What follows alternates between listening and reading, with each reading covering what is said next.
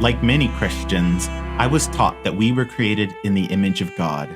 But as my predominantly Protestant classmates in Bible Belt, Oklahoma would reiterate through their refutations of the other Jesus that they claimed my church worshipped, what I was taught was apparently very different than what many Christians were taught. For traditional Christians, being created in the image of God is conceptual. More foundational is the unbridgeable gap between creator and creation. For these Christians, God's thoughts are not our thoughts, and God's ways are not our ways.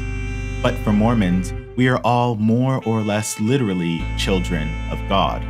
And, depending on whom you'll ask, you might hear a Mormon quote that, "As man is, God once was. As God is, man may become." In this thinking, we are gods in embryo.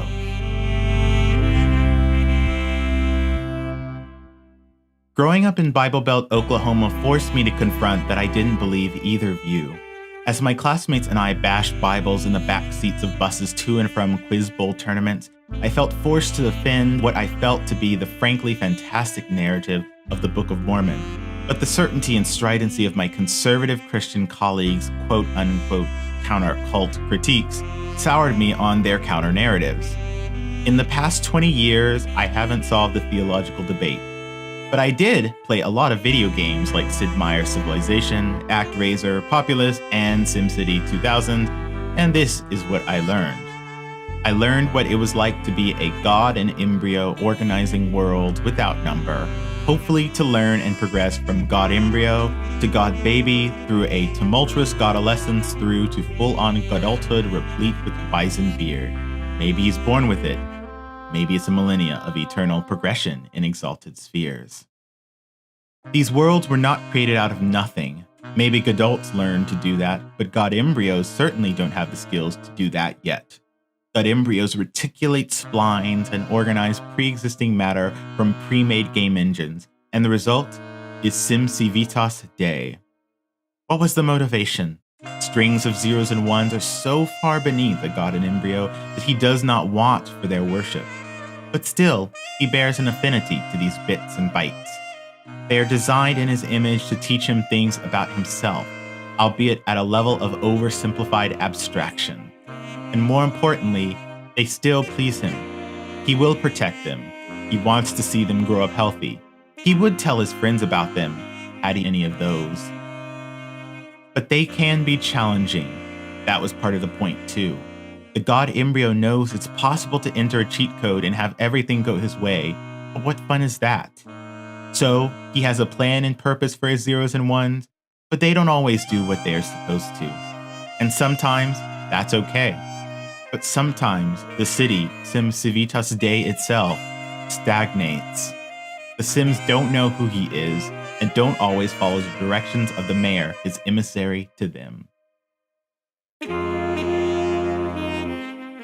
And these zeros and ones, even have the audacity to complain. Perhaps a adult would be more mature, but the god in embryo hovers to the menu for disaster.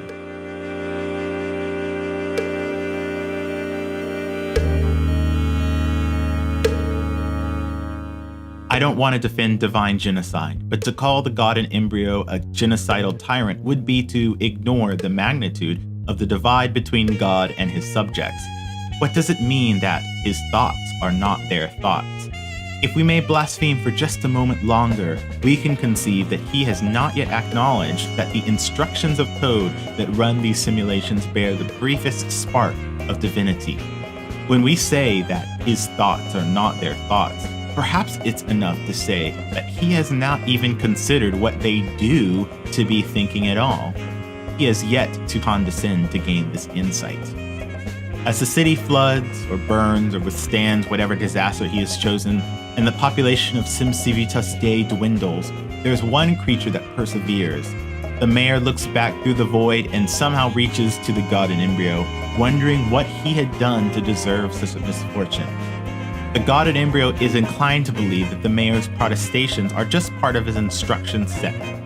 For a moment, the god in embryo entertains the mayor. What gives the mayor the right to question? Did the mayor reticulate his own spline to create the landscape in a moment? Can the mayor even see beyond his map plot? Does the mayor not realize that there have been other mayors in other cities? The God in Embryo reaches through and pulls the mayor to his level. And it came to pass that the mayor cast his eyes and beheld the earth, yea, even all of it. There was not a particle of which he did not behold, discerning it by the Spirit of God. And he beheld also the inhabitants thereof, and there was not a soul which he beheld not. And he discerned them by the Spirit of God, and their numbers were great, even numberless as the sand upon the seashore. And he beheld many lands, some of them were not even in SimCity 2000. And it came to pass that the mayor called upon God, saying, Tell me, I pray thee, why these things are so, and by what thou madest them. The God at Embryo tells him that he wants to give him an account of this world for perspective. There have been many worlds, many civilizations, many cities, and as one earth falls, even so shall another come. There is no end to the God in Embryo's works. But the God in Embryo also comes to look at the mayor with compassion. He can acknowledge the virtue of his tenacity, the faith the size of a byte of code in spite of everything. And so he covenants with the mayor, bidding him to rebuild the city from the ruins.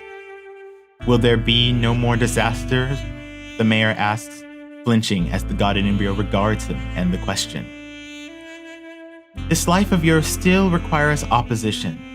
Beauty springs from dangerous underworkings, so there will still be danger and disaster, but never again anything like this.